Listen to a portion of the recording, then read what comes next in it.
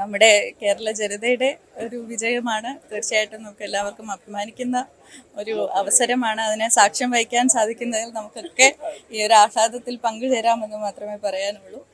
വരും ദിവസങ്ങൾ തീർച്ചയായിട്ടും നമ്മൾ പ്രതീക്ഷിച്ച തരത്തിലുള്ള എല്ലാ പ്രവൃത്തികളും പൂർത്തീകരിക്കാൻ സാധിക്കും എന്നുള്ളതാണ് ഞങ്ങളുടെ പ്രതീക്ഷ. അതിനായി ഒരു വലിയ സംഘം ആളുകൾ അഹോരാത്രം പ്രയത്നിക്കുന്നുണ്ട്. അപ്പോൾ എല്ലാവർക്കും അതിൻ്റെ കൃതജ്ഞത കൂടി അറിയിക്കുകയാണ്.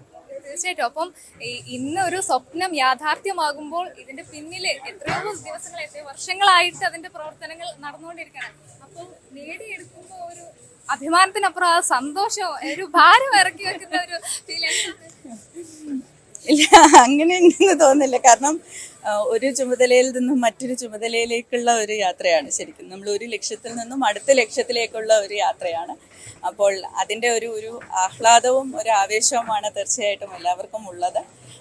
അതിനോടൊപ്പം ഇതെല്ലാം നടക്കുവാനായി നേതൃത്വം നൽകിയ നമ്മുടെ സർക്കാരിനോടും ഒപ്പം അതിന് കൂടെ സഹകരിച്ച എല്ലാ വ്യക്തികൾക്കും, പ്രത്യേകിച്ചും വിഴിഞ്ഞത്തിൻ്റെ കുടുംബങ്ങളോടും ഒക്കെ എല്ലാവർക്കും കൃതജ്ഞത മാത്രമാണ്.